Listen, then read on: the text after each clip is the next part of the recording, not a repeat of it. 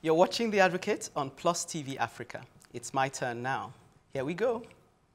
Imagine the scenario. The first leg of a 4x4 relay race runs as if their lungs would burst and leaves a comfortable advantage for the next leg. A similar scenario plays out with the second leg. The crowd is beside itself with jubilation and anticipation of victory, till we get to the third and penultimate leg of the team, and the baton is dropped. The team has been let down. The disappointment felt by the supporting crowd is palpable. I see it in all facets of life. In the political sphere, where the retirees see nothing wrong with hogging power and leaving next to nothing for the generation after them. Yes, they train their biological children in foreign universities, but equip the many children who are their legacy with next to no capacity to run a better race than was entrusted to them. In today's work environment, where ego and a selfie mentality, life revolves around me, results in a preoccupation with nudging others out of the prime spots, jealously guarding opportunities for training and capacity building as if the future would end with our generation. I further see it in our mode of parenting. We're besotted with the pursuit of discovering me and my happiness today. Time, the key heritage we can give to our children, is spent pursuing a career as an end in itself, or on social media, building the me brand. Although I may be generalizing, I want to stress that what is needed is a cultural revolution, where sacrificial living is the default and not the exception. A society where old men plant trees that they may never sit under. With this vision in mind, I know we would see that every day presents countless opportunities to sow seeds of the tree under whose shade our children may one day recline. Yeah, that's beautiful. That sounds poetic. Yeah. Yeah, because I'm not really sure what you're saying, to be honest with you. No. I really am not. I enjoy the poetry, but I'm not sure what you're actually... Let me paraphrase. Can I paraphrase? From what I understand, okay, please go ahead. From what I understand is, look, now our life is all about me. And now. And now. You know, we should learn to build legacies or live life for others instead of, you know, just well said. Yeah. And what that actually ultimately means is that your legacy is not necessarily your children. Because I think people are making this mistake. Your legacy is everybody around you. That's why I was saying that. Societal. You or your children might never listen. Meanwhile, you're just thinking about your children. Oh, off they go to Oxford or Cambridge or whatever. Yeah. And then in the meantime, you're thinking, yeah, that guy that can't even pay his school fees, that's his own problem. Yeah. And yet, those are, if you look at the population... Those are part of your... Yeah, they're part of who we should be pushing. Yes, and someone actually... Because the danger in it is that I once told I didn't have, you know, a posh upbringing. And we're... Really, I will use this to encourage people a lot. So when you tell me, oh, my father is late, so that's when it took crime. I said, look, my own father died at a very young age. My younger ones didn't have the opportunity of going to school with their mates. It was when I left that I had to now, you know, train them. And then people ask me why. I said, because if I train only my kids, my kid might end up, you know, taking those responsibilities that ordinarily shouldn't be theirs.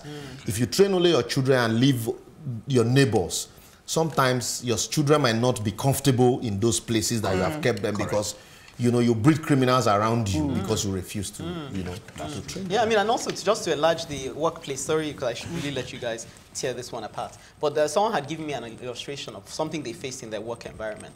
And there were opportunities for training. And the opportunities were for the young. They specified that they wanted young. The old people will go. But the old ones, because they were the ones in charge, they say, no, when your time comes. And they were going for training, not understanding that the whole idea was to train the young and up and coming. Yeah. And, you know, that whole... And that was an investment. There's also an angle that I thought you know, caught from what you said, which was the sacrificial nature.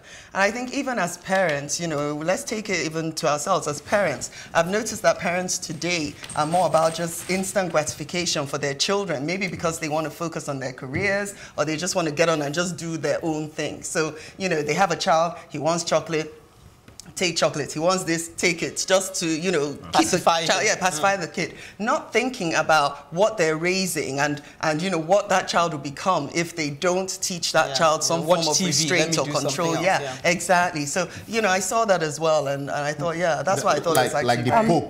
Like Pope Francis said, this Lenten period, don't drop those habits if it cannot enhance somebody's life. You know, some people say, oh, I want to stop smoking, I want to stop fornication, just for myself. I want to, you know, if you cannot, if your lifestyle cannot support somebody else's life, cannot do good to somebody, there's no need dropping these habits, and then you continue to be all about you, selfish. you. Exactly. But what I would like to say, and what I get from what you're saying, and I made some notes. So if we're talking societal, what society about is about the common, the wider person. So we need to be, invest in society. Yes. I think is what you're saying. We need to be creative and we need to be generous as members of society.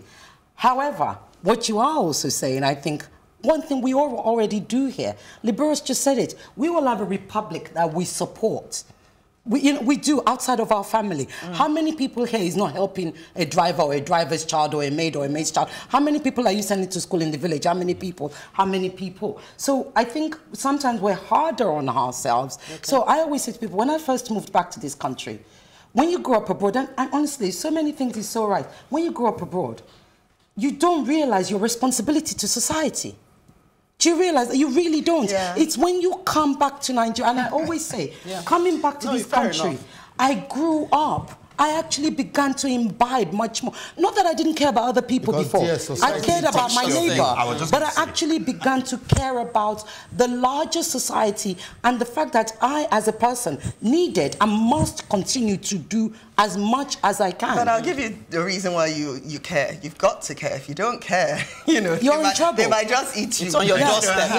And then also, I think that this message, Ekene, was really, from what you've just said, yes, you reminded me that, yes, we do actually take on lots of responsibilities outside ourselves.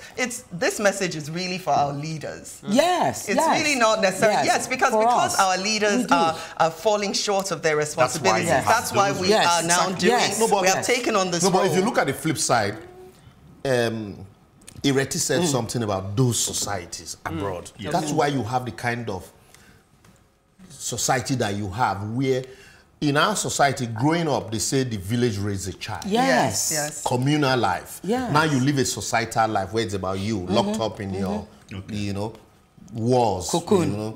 Chuka's walls and you don't know that. And so now the society, the government is supposed to be the is supposed to be the one taking care, taking exactly all of those responsibilities.